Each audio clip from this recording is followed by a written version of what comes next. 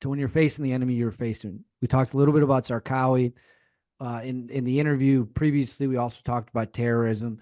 I hear a lot of people say that, when we're fighting a uniformed army, maybe the early days against Saddam, it's just professional business. It's just they're professional soldiers. We're professional soldiers. They don't want to be there. They know they're about to get their ass kicked. There's no way around it. But now you're fighting hardcore jihadis. They'll cut heads off. They'll rape people. They will do the most horrific things a human can do to another human. When you're fighting those guys, and when I pull this trigger and I put a round through that guy's head, the world is about to become an immediate better place. What type of feeling does that build up in you? You mean after it happens? Yeah. Man, I had no idea what to expect. It's awesome. I, oh yeah, here I am, the Christology podcast, and going to seminary. Well, read your Old Testament. There's war has been around the whole, all the time. Cormac McCarthy, the author, calls it the ultimate trade awaiting the ultimate practitioner. So that's where it gets real. I mean, and when you get to do that, and it took me a long time for that to happen, for me to get my first kill in the Rangers.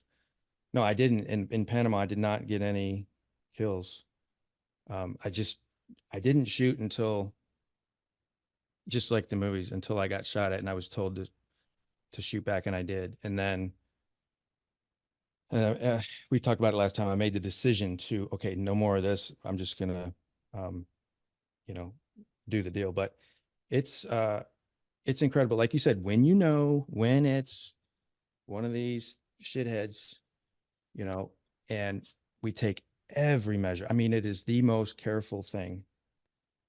But, there was a dude who pulled his wife up. I call this my best sniper shot. It was like 2 meters. It was right there, but it was moving. I'm moving. I'm reaching backwards, in a room. He pulls his wife up like this, and I put it about, and his brain landed in his wife's lap. And my teammate, like slow motion, he's looking at me like, how did that happen? I'm like, I don't know. It was like when you blow an egg out with a pinhole. And we knew that was the dude we were looking for, right? So it's like, yep, that's him. So there's no questions, you know what I mean? And if people want to bitch, why did we kill bin Laden? Or we killed bin Laden, right? How? People shot him. Who cares who? But they found him and they just killed him. Good. So does that apply to other bad guys? You know? Yep. To me, it does. So when we find these emirs of assassinations in Baghdad, and we get him, and they give me that look, and I when and you just smile and kill the guy. It's God, there's nothing like it. It's awesome. Was the Emir of Assassinations, was that the guy who grabbed his wife and threw her in front of him? No, that was the guy whose wife started screaming, like they did, and then the interpreter said, "Hey, she wants to talk to you." I'm like, "Nope." He said, "No, she wants to thank you." That was that one. You don't have to if you don't want to, but can you get into more details about that one? Yeah, I mean, we just that was like later on and through the years for me toward the end, but we just, Emir of assassinations. Oh, by the way, this dude's 5'2", right? So that's a pretty short male. And we had a picture of him. I still got a picture of him. And so we busted in there and found him, and this was the funniest. He's watching The Last Samurai on a laptop. And we bust in, and he looks at me like he's mad at me. Like, what are you doing here in my place? And I'm a kitted up freaking operator with night vision, flipped up now, looking at him like, you're about to die. But the look he gave me, I was just so surprised. Like he's mad at me for interrupting his movie. And then I went like this, and he went to reach for his AK, and he put his hand up like this at the same time. He's reaching for that AK. Couple rounds through his wrist, you know, and then a couple here, and my buddies came in behind me and um, hit him with a shotgun and something else. But I want nobody dies fast. I watched a dude get, this wasn't me, my kill, but he got 5 rounds in the heart, this close together. Coolest shot group I've ever seen. 1, 2, 3, 4, 5, touching, rounds touching, right in the heart. And I was fascinated, how people die, and not in a morbid way. I just like, damn, he's still like fighting it, and it took a few seconds. Like, I guess the headshot brain coming out would be, the quickest one, but just come on, let's get real. Like, if we went in and killed bin Laden, do we have to wait till somebody kills 3,000 people? You know, I don't think so. I agree with you 100%. And like you said, this guy's the emir of, Yeah. assassinations. This ain't no saint.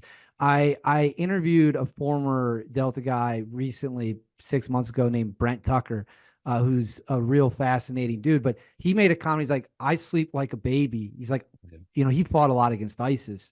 And he said, whenever he would watch an ISIS fighter die, the only emotion he ever felt was absolute joy. And this idea that, oh, you feel bad about it, you feel, you think about it all day, is like, nope, I sleep like a baby. Every dude I killed, I'm paraphrasing, when it came to ISIS, wax all of them. And obviously AQI, Al Qaeda in Iraq, it's not that different at all. um that's crazy. What does that say about this guy? He hates America. He's an Islamic fundamentalist, and in his free time he's watching an American movie. Yeah. Yeah. And his wife asked me after I kill him to take her back to America.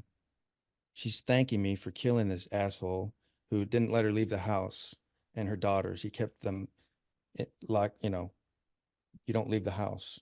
He's just a complete evil bastard. But yeah, what does it say about him? There were a couple, that were tough because they were young, real young, like teenager kids, that it seemed like it always happened at the end of my rotation. And it was time to die. Like, there's a time to kill, right? Let's just be real about it.